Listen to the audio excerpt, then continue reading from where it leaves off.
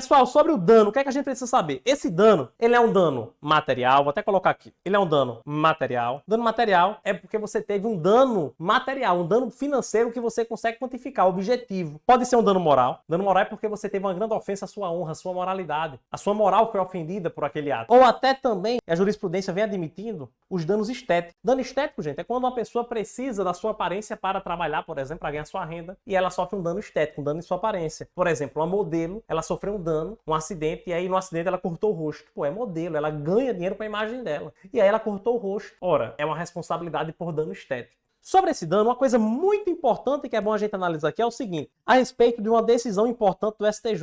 O STJ disse, pessoal, que quando se tratar de danos morais, via de regra, o valor arbitrado pelo juízo de primeiro grau não deve ser alterado nas instâncias superiores. Via de regra, como assim, professor? Deixa eu explicar isso aqui. Nós temos na organização judiciária o primeiro grau. O primeiro grau é composto por juízes de primeiro grau. No segundo grau, nós temos tribunais. Terceiro grau, tribunais superiores. Por exemplo, STJ. E por último, nós temos o Supremo Tribunal Federal, que é um tribunal constitucional. O que é que vai acontecer aqui? Olha só. Vamos supor que o Estado ele foi condenado a pagar uma indenização de 50 mil reais por dano moral. Ele causou dano moral em terceiro e foi condenado a pagar uma indenização de 50 mil reais. O Estado pode recorrer? Pode. Ele pode recorrer, gente, para o segundo grau. Nesse recurso, ele pode tentar argumentar o seguinte, olha, não houve a conduta. Ou então ele pode dizer, não houve nexo de causalidade. Ou então ele pode dizer, não houve dano moral. O segundo grau, ele pode mudar a decisão do primeiro grau, aceitando essas alegações, esses argumentos de que não houve dano, de que não houve conduta, que não houve nexo de causalidade. Agora, o que não pode acontecer, gente, é que o segundo grau alterar esse valor, que é o quanto indenizatório de danos morais. Se for dano material, pode, não tem problema nenhum. Mas se for dano moral, via de regra, não pode. Nem o terceiro grau, nem o Supremo Tribunal Federal não pode alterar o valor arbitrado no juízo de primeiro grau. Ô, professor, por que não pode? Sabe por quê, gente? A jurisprudência entende o seguinte, olha, o dano moral é um dano muito subjetivo e é um dano que, para você enxergar, você precisa estar conhecendo de perto o caso concreto. E segundo a nossa jurisprudência, só quem conhece mesmo o caso concreto de perto, nem conhece tanto, mas quem tem mais condições de conhecer o caso concreto é o juízo de primeiro grau. É o juiz que está julgando aquele caso ali, ele conhece mais as nuances do caso concreto, por isso ele tem competência muito maior de determinar, de arbitrar o valor do dano moral. Nesse caso, gente, segundo e terceiro grau, o STF, eles estão mais distantes, eles estão longe, então eles não conseguem quantificar esse dano moral. Por isso que a nossa jurisprudência diz, olha, só quem pode determinar o valor de dano moral é o juiz de primeiro grau.